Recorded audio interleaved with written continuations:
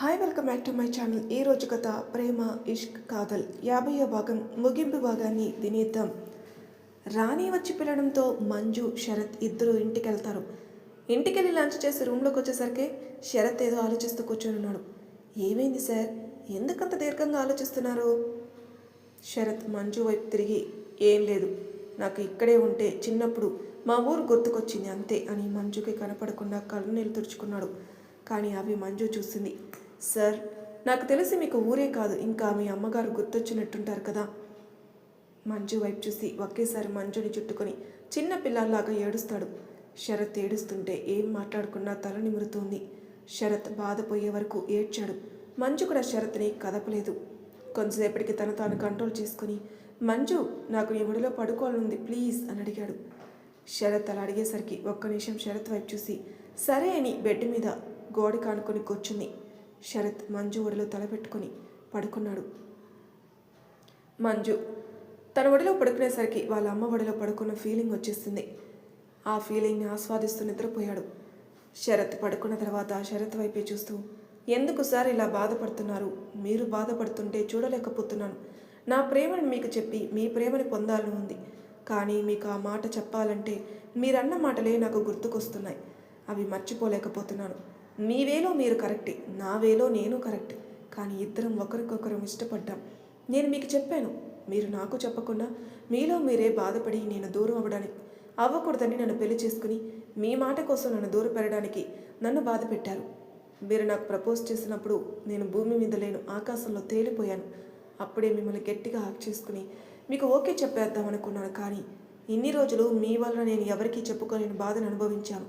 నా మనసేమో మిమ్మల్ని బాధ పెట్టద్దని చెప్తుంటే మైండ్ ఏమో మీ వలన నేను బాధపడింది గుర్తు చేస్తుంది. నాకు మనసు మాట వినాలో లేక మైండ్ మాట వినాలో అర్థం కావడం లేదు. కానీ నేను మిమ్మల్ని దూరం చేసుకుని మాత్రం బ్రతకలేను సార్. నేను దూరం పెట్టేసరికి మీరు కూడా చాలా బాధపడుతున్నారు అనుకుని కొంతసేపు ఆలోచించి తన పెదవుల మీద చిరునవ్వు రాగా శరత్ వైపు చూస్తూ, సార్, నేను నా మనసు మాట వినాలి అనుకుంటున్నాను. మనసు మాట వింటూ కూడా మైండ్ మాట వినొచ్చు కదా. మీకు మన మ్యారేజ్ డేకి ఇద్దామనుకున్నాను సర్ప్రైజ్, కానీ మీకు ఈరోజే ఇస్తాను. ఎంతైనా నువ్వు నా బంగారం కదా అని అనుకుని చిన్న పిల్లోడు పట్టుకున్నట్లు భలే పడుకున్నావు అని శరత్ నుదుటిపైన ముద్దు పెట్టి కాస్త జరిపి మంచం మీద పడుకోబెట్టి బామ్మగారికి కొంచెంసేపట్లో వస్తాను బామ్మ అని చెప్పి బయటికి వెళ్ళింది.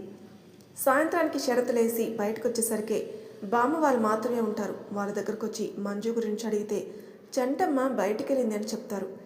బామ్మ ఇచ్చిన టీ తాగుతూ, బామ్మ, మీకు మంజు ఎలా తెలుసు అని అడిగాడు. ఈ పొలాలు ఇల్లు అన్నీ మంజు వాళ్ళ నాన్నగారు వాళ్ళవే బాబు. మేము గత 20 సంవత్సరాలుగా ఇక్కడే ఉంటున్నాం. మాకు పిల్లలు లేరు బాబు. కానీ మంజుని చూస్తే మాకు ఆ లోటు తెలీదు. ఎవరు వచ్చినా రాకపోయినా మంజు మటుకు ప్రతి సంవత్సరం వచ్చి ఇక్కడ కొన్ని రోజులు ఉండి వెళ్తుంది. ఎప్పుడొచ్చినా లేడి పిల్లల చెంగున సరదాగా ఉండేది. కానీ ఈసారి ఎందుకో చాలా భావంగా ఉండేది. ఏమైందమ్మా అంటే ఏమీ లేదు అనింది. కానీ ఈరోజు మీరు వచ్చిన తర్వాతే మంజు మొహంలో చలాకితనం కనపడింది బాబు. మీ మీద బెంగ పెట్టుకుని ఉంటుంది. బామ్మ మాటలకి, రాక్షసికి నిజంగా నా మీద బెంగ పెట్టుకుందా? నా మీద కోపంగా లేదా? ఆ మాట అనుకోగానే మనసుకి కొంత ఊరట కనిపించింది. ఇంతలో మంజు రాణితో లోపలికి వస్తూ కనిపించింది. అబ్బా, మంజుకి ఈ తోక ఒకటి 24 గంటలు వెంటబడుతూనే ఉంటుంది అనుకున్నాడు. మంజు శరత్ భావాలు అర్థమైనట్లు, అవును, నా వెంటే ఉంటుంది. ఇప్పుడు మీకేమైనా ఇబ్బందా అంది. శరత్ అవాక్కై, నేను మనసులో అనుకున్నది నీకెలా అనిపించాయే? నాకు వినపడలేదు. మీ మొహం చూసి ఒక రాయి వేశాను, అది మీకు తగిలింది అంతే. అయినా అలా చూస్తున్నారేంటి రాణి వైపు? మీ సొమ్మంతా అది తీసుకున్నట్లు. నా సొమ్మంతా తీసుకున్నా నాకేం బాధలేదే. నా పెళ్ళంతా మాట్లాడడానికి వీలు లేకుండా తోకలాగా వెనక తిరుగుతుంది. అందుకే. నీ పెళ్ళమ్మా? ఎవరున్నారు ఇక్కడ? ఓయ్, ఏంటి ఆ మాటలు? నా పెళ్ళాన్ని చూపించానా అని లేచి మంచు దగ్గరకు వచ్చి బుగ్గ మీద ముద్దు పెట్టి, ఇదిగో ఇదే నా పెళ్ళం. శరత్ ముద్దు పెట్టేసరికి ఒక విధమైన ట్రాన్స్లోకి వెళ్ళింది. రాణి నవ్వుతూ, ఏంటి బావా, ఇలా ఎవరైనా చేస్తారా అంది. ఓయ్, నువ్వు ఇంటికి వెళ్ళవే అన్నాడు శరత్. వెళ్ళను, ఈరోజు నేను అక్క దగ్గరే ఉండేది. ఏంటి అన్నాడు. అవును అని శరత్ని పక్కకు చూసి మంచుని తీసుకుని లోపలికి వెళ్ళింది. వెళ్తున్న ఇద్దరిని చూసి, ఇంకేది నా మాట ఏమింటుందిరే, అసలు ఈ తోక పక్కన ఉండగా లేదు, ఈ తోకని ఇంటికి పంపి మంచుతో మాట్లాడాలి, అవసరమైతే మ్యాన్ హ్యాండ్లింగ్ కూడా చేయాలి అని లోపలికి వెళ్ళాడు. లోపలికి వెళ్ళేసరికి ఇద్దరు మంచం మీద కూర్చుని పూలు కడుతున్నారు. "హ్మ్, ఇంకా నాతో మాట్లాడినట్టేలే" అనుకుంటూ కిటికీ దగ్గరికి వెళ్ళి అక్కడి నుంచి మంజుకి సైడ్ కొట్లో పనిలో పడ్డాడు. వీళ్ళ పని అయిపోయిన తర్వాత రాణి ఇంటికి వెళ్ళిపోయింది. మంజు శరత్ని చూసి, "సార్, మీకు ఇక్కడ డ్రెస్ పెట్టాను, వెళ్ళి ఫ్రెష్ అవ్వండి, నాకు చిన్న పని ఉంది" అని శరత్ పిలుస్తున్నా వినిపించకుండా రూమ్లో నుండి బయటకు వచ్చేసింది. అబ్బా, ఈ మంజుకి ఏమైంది అని అనుకుంటూ ఫ్రెష్ అవ్వడానికి వెళ్ళాడు. ఫ్రెష్ అయ్యి రూమ్లోకి వచ్చి రెడీ అయ్యాడు. సమయం రాత్రి 9 గంటలు అవుతుంది, కానీ మంజు ఎక్కడా కనిపించలేదు. ఇంతలో రాణి వచ్చి ఒక స్లిప్ ఇచ్చింది శరత్కి. ఏమిటా అని ఓపెన్ చేసేసరికి అది మంజు పంపింది. దానిలో, "సార్, మీరు ఒకసారి పొద్దున వచ్చిన తోటలో పంప్ సెట్ దగ్గర ఉన్న పాక దగ్గరకు రండి" అని ఉంది. అది చూసి, "ఇప్పుడు ఇదేమిటి మంజు, ఎందుకు నన్ను అక్కడికి రమ్మనింది అసలు" అనుకుంటూ గది బయటకు వచ్చేసరికి అక్కడ ఎవరూ కనపడలేదు. అప్పటికే బామ్మ తాత ఇద్దరు నిద్రపోయారు. అసలు ఏమై ఉంటుంది, రాత్రిపూట ఒక్కటే అక్కడికి ఏం చేస్తుంది అసలు కంగారుగా అని అక్కడికి వెళ్ళాడు. కాదు, ఒక రకంగా పరిగెత్తు వెళ్ళాడు. తోటలోకి వెళ్ళి మంజు చెప్పిన దగ్గరికి వెళ్ళి అక్కడున్నది చూసి ఆశ్చర్యంగా అలా నిల్చొనిపోయాడు. అక్కడ చాలా అందంగా డెకరేట్ చేస్తుంది. పంప్ సెట్ దగ్గర ఒక చిన్న పాక ఆనుకొని ఒక పెద్ద చెట్టు ఉంది. ఆ చెట్టు కొమ్మలకి అక్కడక్కడ దీపాలు వెలిగించి ఉన్నాయి. పాకకి కూడా చుట్టూ దీపాలు వేలాడదీసి ఉన్నాయి. పంప్ సెట్కి కొంచెం పక్కగా ఒక వెడల్పాటి తొట్టిలో నీళ్లున్నాయి. ఆ తొట్టిలో దీపాలు కూడా తేలుతూ ఉన్నాయి. వీళ్ళ తొట్టికి కొంచెం పక్కగా కింద ఒక తెల్లటి పరుపు పరిచి దాని చుట్టూ దీపాలున్నాయి. అది చూస్తూ అలా నిల్చుండిపోయాడు. ఇంతలో మంజు వచ్చి, "సార్, అక్కడే ఆగిపోయారేంటి, రండి" అని పిలిచింది. మంజు పిలిచేసరికి అక్కడికి వచ్చి, "ఏంటిదంతా, ఎప్పుడు చేస్తావు" అన్నాడు. "మీకే సర్ప్రైజ్ ఇద్దామనుకున్నాను, ఇలా చేశాను. ఇంకా మీరు నా తోక అంటున్నారే రాణి, తనను కూడా నాకు హెల్ప్ చేస్తే నేను చేస్తాను. ఇదంతా మీకు నచ్చిందా?" బాగుంది, కానీ ఇదంతా ఏంటి మంజు" అన్నాడు. ఆ దీపాల వెలుగులో మంజు మెరిసిపోతుంది. బేబీ పింక్ కలర్ శారీ, చీరకి మ్యాచింగ్గా గాజులు, బొట్టు, తలలో పువ్వులు, మెడలో మంగళసూత్రాలు పాటు నల్ల పూసలు కూడా. సింపుల్గా చాలా బాగుంది. అలా చూస్తూ ఉన్న శరత్ని, "ఏమైంది సార్, ఎందుకు అలా చూస్తున్నారు" అంది. "ఏమీ లేదు మంజు, ఇవాళ చాలా కొత్తగా కనపడుతున్నావు, అందుకే." "అవునా, సరే అయితే నన్ను చూస్తూనే కడుపు నింపుకుంటారా?" "నిన్ను చూస్తూ కడుపు నింపుకోమన్నా నాకు ఓకేలే. నీవేమన్నా ఇస్తానన్నా లేక ఏమన్నా పెడతానన్నా నాకు ఓకే" అని నవ్వుతూ అన్నాడు. "అవునా, సరే రండి అయితే పెడతాను" అని వచ్చి పరుపు మీద కూర్చుంది. శరత్ వచ్చి మంజు పక్కన కూర్చున్నాడు. సరే అని అన్ని ప్లేట్లో ఫుడ్ పెడుతుంటే, "ఓ హలో, నేను పెట్టమంది ఫుడ్ కాదు" అన్నాడు. "మరి?" "అదే" అని పెదవులపై వేలు పెట్టి చూపించాడు. మంజుకి శరత్ చెప్పింది ముందు అర్థం అవ్వలేదు, కానీ తర్వాతే అర్థమయ్యేసరికి, "సార్, మీరంతా ఊహించుకోకండి" అంది. "మరి ఇదంతా ఏమిటి?" "నాకు మీకు ఇలా సర్ప్రైజ్ ఇవ్వాలనిపించింది, అందుకే." "ఆహా, అవునా" అని మంజు చేయి పట్టుకొని తన వైపుకు లాక్కుని, "ఏది నా కళ్ళలోకి చూసి చెప్పు, నాకు సర్ప్రైజ్ ఇవ్వడానికా లేక నన్ను నీ వాడిని చేసుకోవడానికా?" శరత్ అలా అడిగేసరికి కొంచెం కంగారుగా, అది అది అంటుంది. "అదే నేను అడుగుతున్నాను, చెప్పు, ఎందుకు?"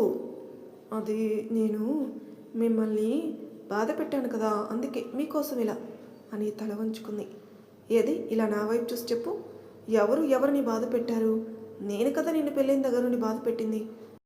నువ్వు నన్ను ఎక్కడ బాధ పెట్టావు అసలు? మీరు నాకు ప్రపోజ్ చేసిన తర్వాత మీకేమి చెప్పకుండా ఇలా వచ్చేసి మిమ్మల్ని బాధ పెట్టాను కదా" అంది. "హే పిచ్చి, నువ్వు నన్ను ఎక్కడ బాధ పెట్టావే? నేనే నిన్ను బాధ పెట్టాను. దానిలో నువ్వు కనీసం 10వ వంతు కూడా నన్ను బాధ పెట్టలేదు. పైగా ఈ దూరం నన్ను నీకు ఇంకా దగ్గర చేసింది." శరత్ చెప్తూ ఉంటే శరత్ కళ్ళలోకి అలా చూస్తూ ఉండిపోయింది. "ఏంటి అలా చూస్తున్నావు?" "ఏం లేదు సార్, నిజంగా మీకు నేనంటే అంత ఇష్టమా?" "అవునరా, చాలా ఇష్టం. నిన్నెప్పటికీ వదులుకోలేను చంటి, ఐ లవ్ యూ" అని మంజు మొహాన్ని దగ్గర తీసుకుని ముద్దు పెడతాడు. మంజు సిగ్గుతో కళ్ళు కిందికి వాల్చేసింది. శరత్ కళ్ళ మీద ముద్దు పెట్టుకుని పెదవులు అందుకుంటాడు. ఇద్దరు ఆ ముద్దులో తమ ప్రేమని ఒకరొకరు తెలుపుకుంటూ ఉన్నారు. ఒక 10 నిమిషాలకి ఇద్దరు విడివడి ఒకరినొకరు చూసుకున్నారు. మంజు సిగ్గుతో శరత్ని చూడలేక శరత్ గుండెల్లో తలవాల్చుకుంది. ఇద్దరు అక్కడే డిన్నర్ చేసి కొంతసేపు మాటలు చెప్పుకున్నారు. సరిగ్గా సమయం 12 గంటలు అయ్యేసరికి మంజు శరత్ చూస్తూ, "హ్యాపీ యానివర్సరీ సార్" అని చెప్తుంది. "ఏంటి?" "అవును సార్, మన పెళ్ళై సంవత్సరం అయింది." శరత్కి కళ్ళ వెంట నీళ్లు తిరుగుతాయి. మంజు మొహం చేతిలో పట్టుకుని, "చంటి, నన్ను క్షమిస్తావా? నిన్ను ఇన్ని రోజులు చాలా బాధ పెట్టాను, కానీ ఈ రోజు నుండి నీకు ఎటువంటి బాధ లేకుండా చూసుకుంటాను. నన్ను నీ భర్తగా మనస్ఫూర్తిగా అంగీకరిస్తావా? శరత్ కళ్ళు తుడిచి చూడండి సార్, ఇప్పటి వరకు జరిగిందంతా మనం మర్చిపోదాం.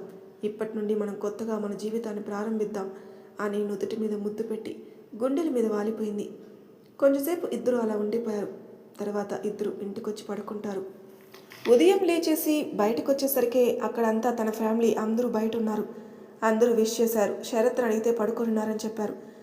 పిల్లగాంగ్ అంతా ఒక్కసారిగా గట్టిగా అరవడంతో శరత్ కూడా బయటకు వచ్చారు. అందరూ వాళ్ళకి యానివర్సరీ సెలబ్రేషన్స్ చేయడానికి వచ్చామని చెప్తారు. తర్వాత అందరూ ఫ్రెష్ అయ్యారు. మంజు, శరత్ ఇద్దరు పెద్దవాళ్ళందరి దగ్గర ఆశీర్వాదం తీసుకున్నారు. అందరూ కలిసి గుడికి వెళ్ళారు. అందరూ కలిసి ఇద్దరి చేత కేక్ కట్ చేయించి సరదాగా గడుపుతారు. అలా అక్కడ మరో 2 రోజులు గడిపి బామ్మకి, తాతకి మళ్ళీ వస్తానని చెప్పి అందరూ వైజాగ్ వెళ్ళిపోతారు. అలా ఓ 10 రోజులు గడిచాయి. శరత్ సూర్యకి, వంశీకి ఇద్దరికి హనీమూన్ టికెట్స్ బుక్ చేసి వాళ్ళని పంపాడు. 2 జంటలు హనీమూన్కి వెళ్ళారు. లక్ష్మి గారు చంద్ర వాళ్ళు కూడా వెళ్ళమని అంటే శరత్కి అర్జెంట్ మీటింగ్లు ఉన్నాయని, ఇప్పుడు కాదని తర్వాత వెళ్దామని చెప్పి ఆఫీస్కి వెళ్ళిపోయాడు. రామచంద్ర, జానకమ్మ గారు ఎప్పటి నుంచో లక్ష్మి గారిని అడుగుతున్నారు 2 రోజులు ఉండడానికి వాళ్ళ ఇంటికి రమ్మని చెప్పి. సో ఆవిడ కూడా వాళ్ళతో పాటు వెళ్ళిపోయారు. ఇక ఆ రోజు మంజు ఆఫీస్ నుంచి తొందరగా వచ్చేసింది. ఇంట్లో ఎవరూ లేకపోవడంతో తనే శరత్కి ఇష్టమైన వంటలన్నీ తయారు చేసి రెడీ అయ్యి చీర కట్టుకుని వెయిట్ చేస్తుంది.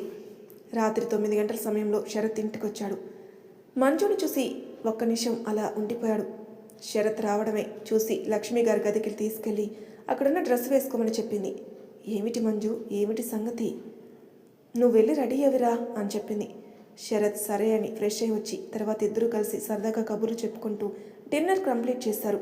తర్వాత ఇద్దరు కొంతసేపు హాల్లో టీవీ చూసి కొద్దిసేపు తర్వాత ఇద్దరికి ఇష్టమైన గార్డెన్లో సరదాగా కబుర్లు చెప్పి తిరిగి లోపలికి వచ్చారు. సార్, మీరు రూమ్కి వెళ్ళండి, నేను ఇక్కడ సర్దేసి వస్తాను అని చెప్పింది.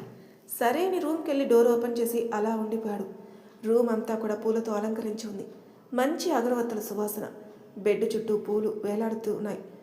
ఆ గది అంతా శోభనపు గదిని తలపిస్తుంది. శరత్ అలా చూస్తూ రూమ్లోకి వెళ్ళాడు.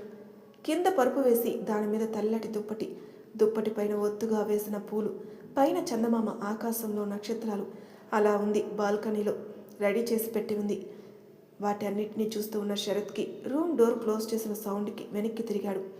మంజు కొత్త పెళ్లికూతురులాగా పాల గ్లాస్తో రూమ్లోకి వచ్చి డోర్ క్లోజ్ చేసి శరత్ కోసమే చూస్తుంది. ఎక్కడున్నాడనుకుంటూ ముందుకు చూసి అక్కడే ఆగిపోయింది. మంజు వైపు చూస్తూ లోపలికి వస్తూ కనిపించాడు శరత్.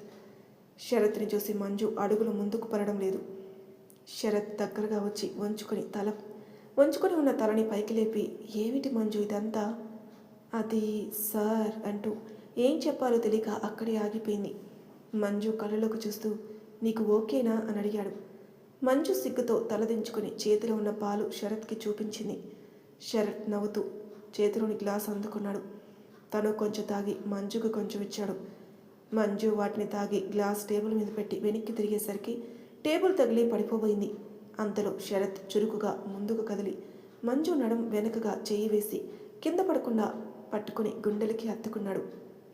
మంజు శరత్ కలలో కల చూస్తూ ఉండిపోయింది. పెదవులపై గాఢంగా ముద్దు పెట్టుకున్నాడు. మంజు ఊపిరాడక ఇబ్బంది పడుతుంటే మెల్లగా తనని ఎత్తుకొని తీసుకుని వెళ్ళి బాల్కనీలో ఉన్న పరుపు మీద పడుకోబెట్టి తను కూడా పక్కనే పడుకొని మంజు కళ్ళలోకి చూస్తూ, నీకేమీ ఇబ్బంది లేదు కదా అని అడిగాడు. ఆ మాటకి మంజు శరత్ని హత్తుకుని తన అంగీకారాన్ని తెలిపింది. మంజు అలా చెప్పేసరికి శరత్ ఆనందంగా, థ్యాంక్స్ మంజు, నువ్వు నేను చేసిన దానికి నన్ను ఇంత తొందరగా యాక్సెప్ట్ చేస్తావనుకోలేదు. మంజు శరత్ వైపు చూస్తూ, ఈ 6 అడుగుల బంగారాన్ని నేను ఎలా వదిలేస్తాను అనుకున్నారు? అది ఎప్పటికీ జరగదు. నాకు మీరు కావాలి, మీ ప్రేమ కావాలి.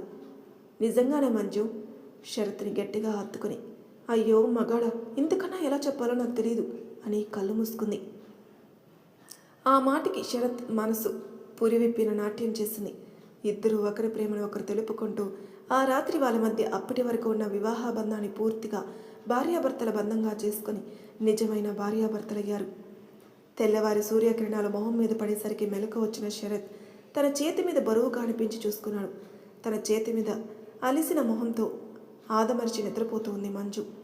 అలా నిద్రపోతున్న మంజుని చూసి మొహం మీద పడిన వెంట్రుకలు చెవి వెనక్కి పెట్టి నుదుటి మీద ముద్దు పెట్టుకుని తన మొహాన్ని మంజు చెవి దగ్గరగా తెచ్చి చెవిలో చిన్నగా, మంజు ఇంకా తెల్లారింది లెగు అన్నాడు. అబ్బా సార్, అప్పుడే తెల్లారిందా? ఇంకా నాకు నిద్ర వస్తుంది, నేను కొంచెంసేపు పడుకుంటాను అంది. మంచుని అలా చూసి సరే లోపల పడుకోపో అన్నాడు. నేను వెళ్ళను, ఇక్కడే పడుకుంటాను, కావాలంటే మీరు పడుకోండి అని చేయి పట్టుకుని లాగి చేతిని పట్టుకొని పడుకుంది. ఇలా కాదు అనుకుని శరత్ లెగిసి మంచుని ఎత్తుకుని లోపలికి వెళ్ళి బాత్రూంలోకి వెళ్ళి టబ్బులో పడేశాడు. నీళ్ళల్లో పడేసరికి దెబ్బకు మెలకు వచ్చి, సార్ ఏంటి మీరు ఏం చేశారో తెలుసా అంది. శరత్ నవ్వుతూ, నాకు బాగా తెలుసు, నిన్ను నీళ్ళలో పడేశానంతే. అవునా, సరే నన్ను లేపండి. శరత్ చేయి అందించేసరికి ఆ చేయి పట్టుకొని శరత్ను కూడా నీళ్ళలోకి లాగేసింది. అలా లాగేసరికి శరత్ కూడా వెళ్ళి నీళ్ళల్లో మంచు మీద పడ్డాడు. మంచు శరత్ని చూసి సిగ్గుపడుతూ తన సిగ్గునంతా శరత్ గుండెల్లో దాచుకుంటుంది. ఏంటి, ఈరోజు ఇలానే ఉండిపోదామా లేక ఆఫీస్కి వెళ్ళేది ఏమైనా ఉందా అన్నాడు. సార్, ఈరోజు ఆఫీస్కి ఏమొద్దు, ఇద్దరం సింహాచలం గుడికి వెళ్ళి అక్కడ నుండి బీచ్కి వెళ్ళి అక్కడ కొంచెంసేపు ఉండి వద్దాం ప్లీజ్ సార్. సరే అయితే అలాగే వెళ్దాంలే, కానీ ఎలాగో ఇద్దరం తడిసిపోయి ఉన్నాం కదా, అందుకు అందుకు ఇద్దరం కలిసే స్నానం చేద్దామా? ఏంటి అంతొద్దు, ముందు మీరు బయటికి వెళ్ళండి, నేను ఫ్రెష్ అయ్యి వస్తాను అని టబ్లో నుండి లేచి శరత్ ఎంత బ్రతిమలాడినా వినిపించుకోకుండా శరత్ని బయటికి పంపి డోర్ వేసుకుంది. అబ్బా రాక్షసి అనుకుని తొందరగా రా అని చెప్పి బాల్కనీలోకి వెళ్ళాడు. మంజు ఫ్రెష్ అయ్యి వచ్చింది. శరత్ని పిలిచి ఫ్రెష్ అవ్వమని కిందికి వెళ్ళింది. శరత్ కూడా ఫ్రెష్ అయ్యి వచ్చి మంజు కోసం చూస్తే కిచెన్లో కాఫీ పెడుతూ కనిపించింది. మంజు వెనుకగా వెళ్ళి హక్ చేసుకుని ఏం చేస్తున్నావు అని అడిగాడు. కాఫీ కలుపుతున్నాను, కానీ మీరేంటి కొత్తగా ఈరోజు? నాకు రాత్రితో పర్మిషన్ వచ్చింది కదా, అందుకే ఇలా.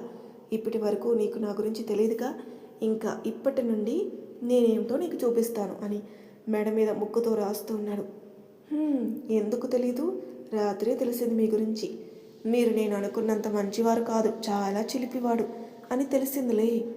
అవునా అని మంజు జుట్టు ఒక పక్కగా వేసి మెడంతా అదర సంతకాలు చేస్తున్నాడు. శరత్ అలా చేస్తూ ఉంటే చక్కిలికిలిగా అనిపించి, సార్ ప్లీజ్ వదలండి అని నవ్వుతూ అంది. శరత్ మెడ మీద చిన్నగా తీపి గుర్తు చేసి మంచుని వదిలి తన చేతిలో కప్పు తీసుకుని బుగ్గ మీద ముద్దు పెట్టి గార్డెన్లోకి వెళ్ళి అక్కడ కూర్చొని కాఫీ తాగుతున్నారు. మంజు కూడా వచ్చి అక్కడే కూర్చొని కాఫీ తాగింది. తర్వాత ఇద్దరు కలిసి గుడికెళ్ళి అటునున్నడే బీచ్కి వెళ్ళి సరదాగా గడిపి బయట డిన్నర్ చేసి ఇంటికి వచ్చారు. తర్వాత 2 రోజులకి సూర్య వాళ్ళు కూడా వచ్చేశారు. రోజులు చాలా సరదాగా గడుస్తున్నాయి. పగలంతా ఎవరి పనుల్లో వాళ్ళు. సాయంత్రం మాత్రం లక్ష్మి గారిని కిచెన్లోకి రానియకుండా నలుగురు కలిపి సరదాగా వంట చేయడం, అందరూ కలిసి కబుర్లు చెప్పుకుంటూ డిన్నర్ చేయడం, అప్పుడప్పుడు పిల్ల బ్యాచ్ అంతా కలిపి సరదాగా పిక్నిక్ వెళ్ళేవారు. పెద్దవాళ్ళతో కలిపి సరదాగా గెట్ టుగెదర్లు చేసుకునేవారు. అలా ఒక 6 నెలలు గడిచాయి. ఎప్పుడూ ఒకేలా ఉంటే అది జీవితమే కాదు కదా. ఆ రోజు ఆదివారం పిల్ల బ్యాచ్ అంతా కలిసి బీచ్కి వెళ్ళారు. అక్కడ అందరూ సరదాగా వీళ్ళతో నీళ్ళల్లో ఆడుకుంటూ ఉన్నారు. వీళ్ళు వచ్చిన దగ్గర నుండి ఒక జత కళ్ళు వీళ్ళని చూస్తూ ఉన్నాయి. మంజు శరత్ చెయ్యి పట్టుకొని సరదాగా మాట్లాడుకుంటూ శరత్ ప్రపోజ్ చేసిన దగ్గరికి వెళ్ళారు. అక్కడ వాళ్ళ మెమరీస్ గుర్తు చేసుకుంటూ నవ్వుకుంటున్నారు. శరత్ ఒక్కసారిగా మంజుని తన వైపుకు లాక్కుని పెదాలు మూసేశాడు. అలా వీళ్ళిద్దరిని చూసి ఆ కళ్ళు కోపంతో ఎరిపెక్కాయి. వీళ్ళని ఇలా సంతోషంగా ఉండడం నచ్చట్లేదు. వీళ్ళని ఏదో ఒకటి చేయాలని ఫిక్స్ అయ్యాయి.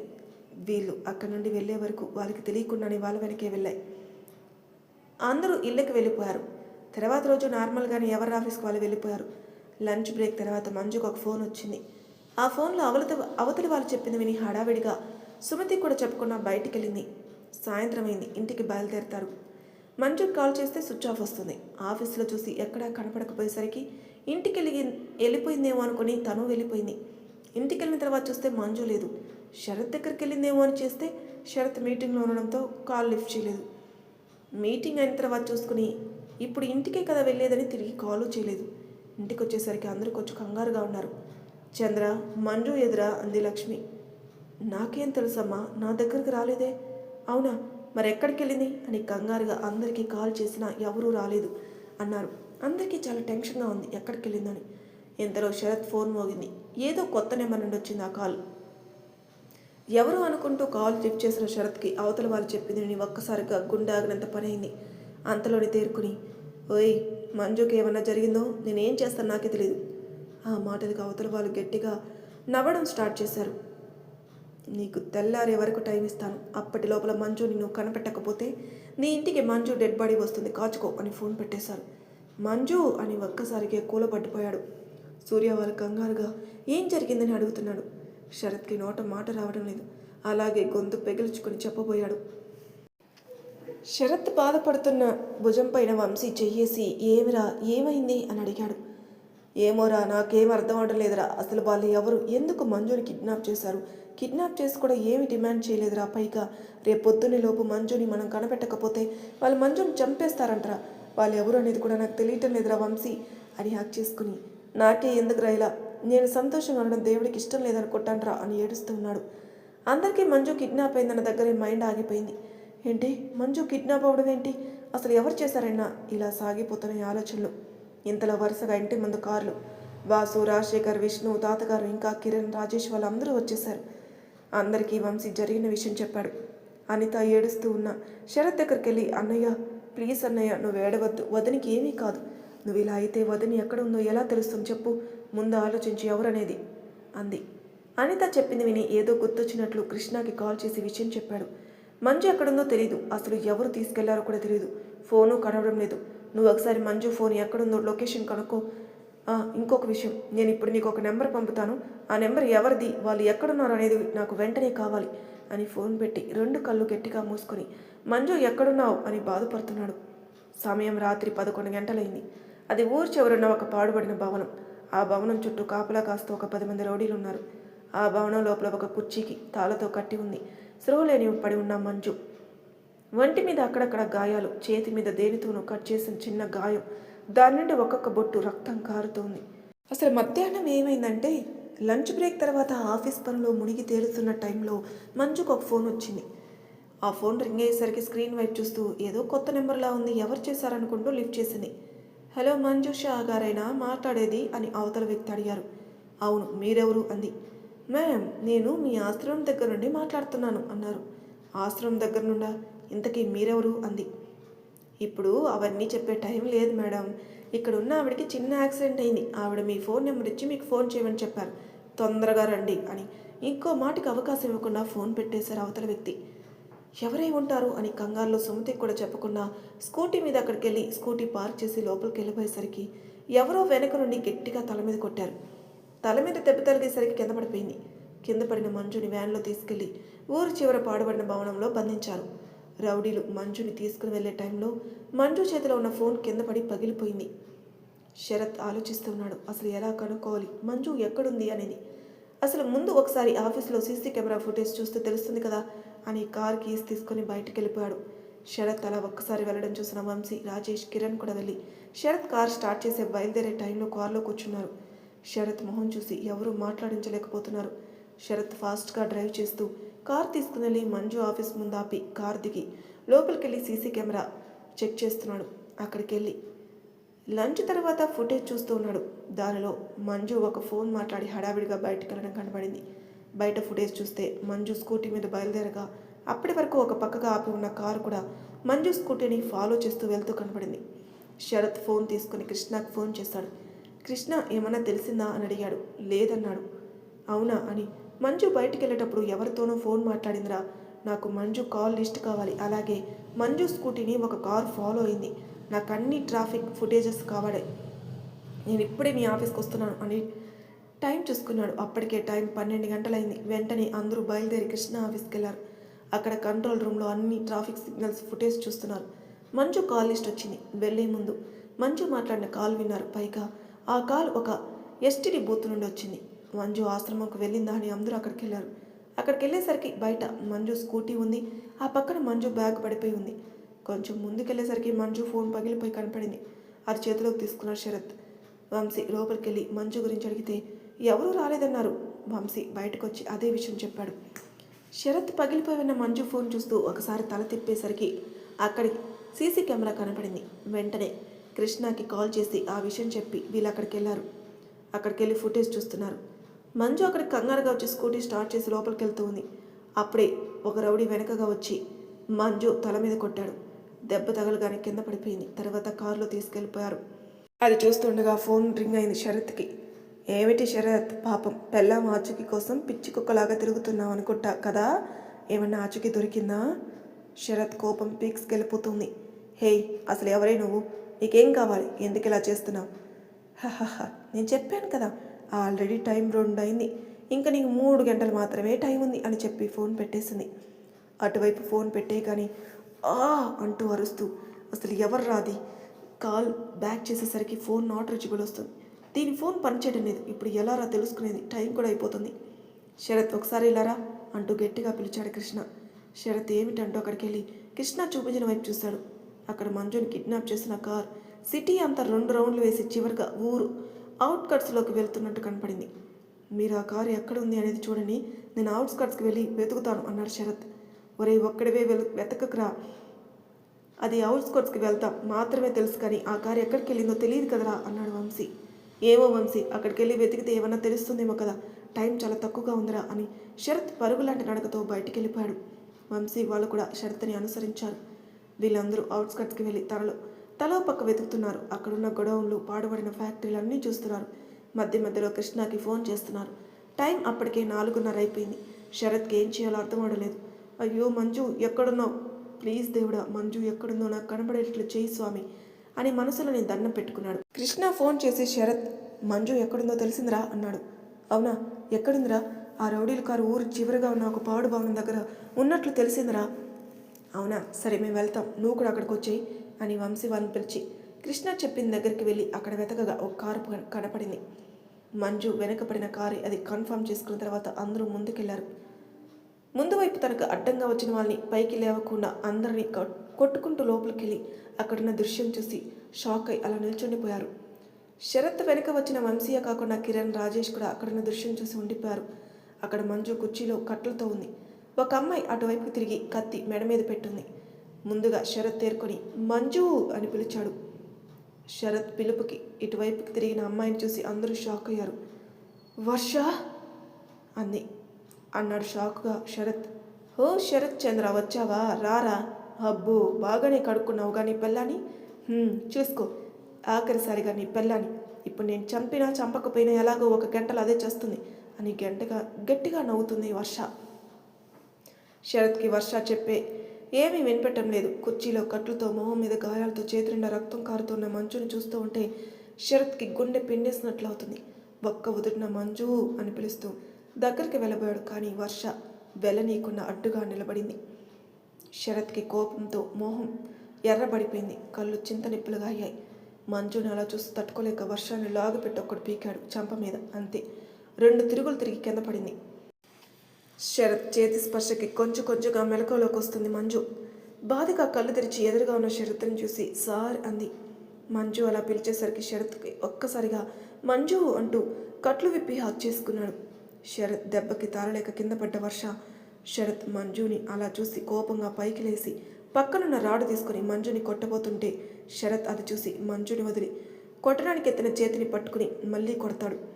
అయినా వర్ష కోపంగా శరత్ వైపు చూస్తూ, నువ్వు నన్ను ఎన్ని కొట్టినా దాన్ని మాత్రం వదలను, దానివల్లనే నువ్వు నాకు కాకుండా పోయావు, దానివల్లనే ఆ ఈడియట్ రవిని పెళ్లి చేసుకోవాల్సి వచ్చింది, దానివల్లనే మా అమ్మ నాన్న నాకు కాకుండా పోయారు, దీన్ని నేను వదలను అంటూ శరత్ చేయి వదిలించుకుని మంజుని కొట్టింది. అసలే ఓపిక లేని మంజు వర్ష కొట్టేసరికి కుర్చీలో నుండి కింద పడింది. మంజు అలా పడేసరికి వర్ష నవ్వుతూ, నువ్వు చావాలి, లేకపోతే నీ వల్లే నేనంతా ఇదిగా శరత్ని కావాలనుకుంటే నువ్వు మధ్యలో వచ్చి శరత్ని ఎగరేసుకుపోయావు. అప్పుడు ఆ విక్రమ్తో నేను చంపిద్దామనుకుంటే నీ మొగుడు నిన్ను కాపాడి వాడిని ఉత్తముని చేశారు.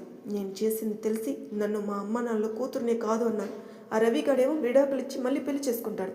నన్ను ఇలా అందరూ వదిలేసి నేను ఒంటరిగా బ్రతుకుతుంటే నువ్వు మాత్రం మొగుడితో సరదాలు షికారులు చేస్తున్నావు కదా. నేను ఇలా ఏడుస్తూ ఉంటే నువ్వు మాత్రం సంతోషంగా ఉన్నావు. నీ వల్లే నాకు శరత్ కాకుండా పోయాడని మళ్ళీ కొట్టబోతుంటే శరత్ పట్టుకుని, ఛీ నువ్వు అసలు ఆడదానివేనా, మరీ ఎంత దిగజారిపోయావా, నీ వంక చూడాలన్నా నీతో మాట్లాడాలన్నా చిరాగ్గా ఉంది. మీ అమ్మ నాన్న నేను వదిలేయలేదు, నువ్వు మారుతావని ఎదురు చూస్తున్నారు. రవి నీకు విడాకులు ఇస్తానన్నది నిజం కాదు, నీలో మార్పు కోసం ఎలా చెప్పాడు. కానీ నువ్వు మారకుండా నా ప్రాణానికి ప్రాణమైన మంజుని ఇలా కిడ్నాప్ చేసి ఇంతలా హింసిస్తావా, ఛీ నువ్వు అసలు నా ఫ్రెండ్వి చెప్పడానికి సిగ్గుగా ఉంది అని మంజును లేపి కూర్చోబెట్టి చేతికి కర్చీఫ్ కట్టి మంజు మెల్లగా లేపబోతుంటే శరత్ని పక్కకు తోసి మంజు తలకి గన్ను పెడుతుంది. ఈ పరిణామానికి అందరూ ఒక్క నిమిషం కొయ్యబారిపోయారు. హే వర్ష, నీకేమైనా పిచ్చి పట్టిందా, ఎందుకు ఇలా చేస్తున్నావు, ముందు నువ్వు చండిని వదులు అన్నాడు వంశీ. వర్ష గట్టిగా నవ్వుతూ, అవును వంశీ, నాకు పిచ్చే పట్టింది, శరత్ అంటే పిచ్చి, వాడితో ఉండడం అంటే పిచ్చి, వాడిని చూసిన రోజే నేను ప్రేమించడం మొదలుపెట్టాను, కానీ శరత్ నన్ను ఒక ఫ్రెండ్గా తప్ప వేరేగా ఎప్పుడు చూడలేదు. అందుకే వాడు జాయిన్ అయిన కాలేజీలో నేను కూడా జాయిన్ అయ్యాను. వాడి అందానికి, వాడి మనసుకి కాలేజీలో అమ్మాయిలందరూ వాడి వెనక పడుతుంటే నేను వాళ్ళని భయపెట్టి వాళ్ళని కొట్టి నా దారికి అడ్డు తప్పించుకున్నాను. కానీ ఇది అని మంజుని మళ్ళీ కొట్టి కేవలం దీనివల్లనే నా శరత్ నాకు కాకుండా పోయాడు. నేను ప్రేమిస్తున్నానంటే కాదన్నాడు. దీనికోసం ఒక పిచ్చి వాళ్ళ హైదరాబాద్ అనువనువు కాలించాడు. ఆ విషయం నాకు అప్పుడే తెలుసు, కానీ నీ మైండ్ డైవర్ట్ చేసి వాడి నుండి మిమ్మల్ని విడదీశాను. ఒక్కడే ఉంటే నాకు తొందరగా లొంగుతాడని మీరు బకరాలు కాబట్టి నేను చెప్పగానే నమ్మేసి వాడి నుండి దూరం అయ్యారు. వాళ్ళ నాన్న చావుని వాడుకొని నాకు అనువుగా చేసుకుందాం అనుకుంటే వీడు ఫ్యామిలీని అక్కడి నుంచి షిఫ్ట్ చేసేశాడు. తర్వాత వీడు కూడా కనిపించకుండా పోయాడు అంటూ తన కోపాన్నంతా వెళ్ళగక్కుతూ మాట్లాడుతూ ఒక్కసారిగా గన్ ట్రిగర్ నొక్కిపోయింది. అంతలో ఒక గన్ పేల్చిన సౌండ్ వచ్చింది. అందరూ షాక్ అయ్యారు. మంజు కింద పడింది. ఒక్కసారిగా మంజు అని గట్టిగా అరిచి మంజు దగ్గరగా వెళ్ళి చేతిలోకి తీసుకుని ఏడుస్తున్నాడు. వెనక ఎవరో కింద పడిన సౌండ్ వచ్చింది. అందరూ తేరుకొని పక్కకు చూసేసరికి కడుపులో నుండి రక్తం కారుతూ కింద పడి ఉంది వర్ష. ఎదురుగా వర్ష అమ్మగారు, ఆమె చేతిలో గన్ను. అది చూసి అందరూ ఈ లోకంలో కానీ రాలేదు. వంశీ, కిరణ్, రాజేష్ మంజు దగ్గరికి వచ్చి చూసి బుల్లెట్ ఏది మంజుకు తగలకపోయేసరికి ఊపిరి పీల్చుకున్నారు. శరత్ తేరుకొని, ఆంటీ మీరు చేసిన పని ఏంటి?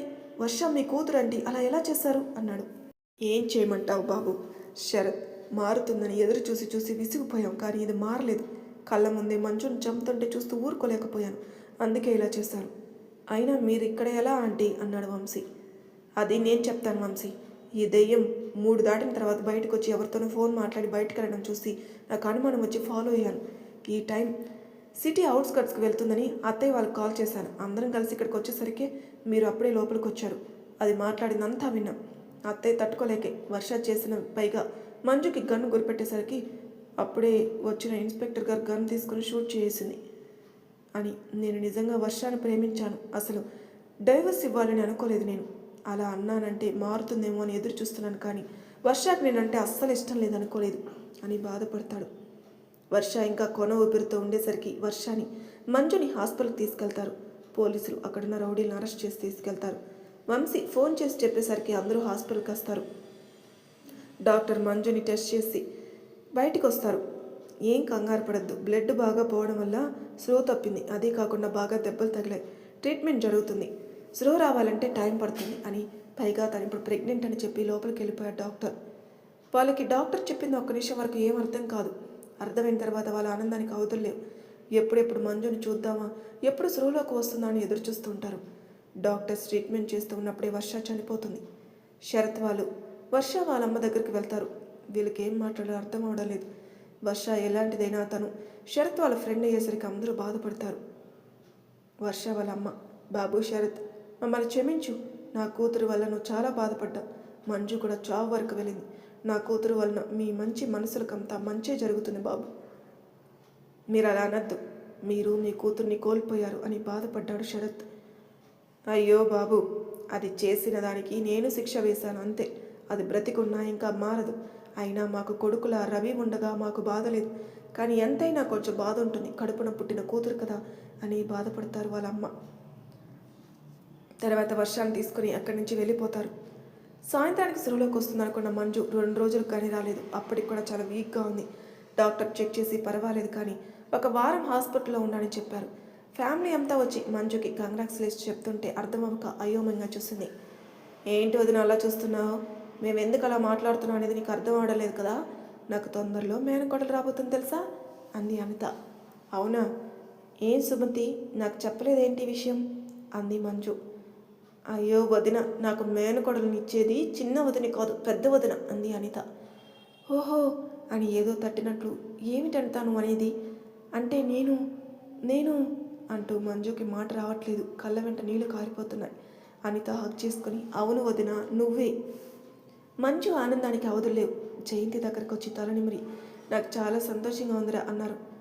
ఇక లక్ష్మి, అందరూ ఇంటికి వెళ్దాం, డాక్టరు మంజుని రెస్ట్ తీసుకోవాలని చెప్పారు కదా, జాగ్రత్తగా ఉండమని అందరూ ఇంటికి వెళ్తారు. అప్పుడు వస్తాడు శరత్ మంజు దగ్గరికి. మంజు మొహం చేతిలోకి తీసుకుని నుదుటిన ముద్దు పెట్టుకుని, చాలా థ్యాంక్స్ మా అమ్మని మళ్ళీ తిరిగిస్తున్నందుకు అన్నాడు. మీరు కాదండి, నేను చెప్పాలి మీకు థ్యాంక్స్. మీలాంటి ప్రేమించే భర్తను దేవుడు నాకు ఇచ్చినందుకు. మీలాంటి బంగారం నా జీవితంలో ఉంటారని నేను అస్సలు అనుకోలేదండి అంది. నేను కూడా అదృష్టవంతుణ్ణి. చేయి జారిపోయిందనుకున్న నా హృదయరాణి 4 సంవత్సరాల తర్వాత మళ్ళీ నా జీవితంలోకి నా ప్రమేయం లేకుండా వచ్చింది. అలా వచ్చిన నా ప్రేమని గుండెల్లో చూసుకోవాల్సిన నేను నా బాధ్యతల వల్ల కన్నీళ్ళు పెట్టించాను. నా వల్ల 2 సార్లు హాస్పిటల్ వరకు తీసుకొచ్చాను అన్నాడు. ఒక వారం రోజుల తర్వాత మంజు డిశ్చార్జ్ అయ్యి ఇంటికి వస్తుంది. అందరూ కాలు కింద పెట్టనివ్వకుండా చూసుకుంటూ ఉంటారు. శరత్ చాలా వరకు ఆఫీస్ వరకు ఇంటి దగ్గర నుండే చేస్తున్నాడు. ఒక 5 నెలలు గడిచాయి. చెకప్ కని వెళ్ళిన మంజు శరత్కి డాక్టర్ ట్విన్స్ అని చెప్పారు. ఆ మాట విని అందరూ ఆనందపడ్డారు. జయంతి వచ్చి ఇంటికి తీసుకెళ్తానంటే శరత్ ఒప్పుకోలేదు. కానీ మంజు వెళ్తాననేసరికి కాదనలేక పంపాడు. 5 రోజులు అక్కడే ఉండమన్నాడు. చూస్తూ ఉండగానే మంజుకి 9 నెలలు వచ్చింది. అందరూ కలిసి చాలా గ్రాండ్గా సీమంతం చేశారు. సీమంతం వేడుకల్లో ఉన్న మంజు అలా చూస్తూనే ఉండిపోయారు శరత్. అసలే మంచు రంగేమో నెలలు నిండేసరికి ఇంకా రంగు తేలి శరత్కి ఇష్టమైన పసుపు రంగు చీరలో పూల జడతో ఒంటి నిండా నగలతో చూడ్డానికి 2 కళ్ళు చాడడం లేదు. ఆ రోజు ఆదివారం. గ్యాంగ్ ఇంకా పెద్దవాళ్ళందరూ రాజశేఖర్ గారి ఇంట్లోనే ఉన్నారు. అందరూ లంచ్ చేసి కూర్చొని సరదాగా మాట్లాడుకుంటున్నారు. మాట్లాడుతూ శరత్ ఒడిలో నిద్రపోయింది మంజు. ఉన్నట్లుండి గట్టిగా అరుస్తూ నిద్రలేచి నొప్పికి తాళలేక ఏడుస్తుంది. అలా ఉన్న మంజుని చూసిన శరత్ భయపడిపోయాడు. అందరూ ధైర్యం చెప్పి మంజుని హాస్పిటల్కి తీసుకెళ్లారు. కొంతసేపు తర్వాత ముందు బాబు, తర్వాత పాప పుట్టారు. వాళ్ళని చూసి అందరూ చాలా మురిసిపోయారు. బాబుకేమో లలిత్ శ్రీ అని, పాపకేమో శ్రీనందన అని పేర్లు పెట్టారు. అలా రోజులు గడుస్తున్నాయి. కొంతకాలానికి సూర్య, సుమతికి ఒక బాబు పుట్టారు. వంశీ అని తలకి 2 బాబు, ఒక పాప పుట్టారు. అప్పుడప్పుడు అందరూ కలుస్తూ పార్టీలు చేసుకుంటూ సరదాగా సంతోషంగా గడిపేస్తున్నారు. ఇదండి మన ప్రేమ ఇష్క్ కాదల్ కథ ఇంతటితో సమాప్తం. మళ్ళీ మరొక కొత్త కథతో మీ ముందుంటాను. అంతవరకు నా ఛానల్ సబ్స్క్రైబ్ చేయని వాళ్ళు ప్లీజ్ సబ్స్క్రైబ్ చేసుకోండి. లైక్ చేసి షేర్ చేయండి. మీ అభిప్రాయాలు నాకు కామెంట్ రూపంలో తెలియజేయండి. Thank you for listening.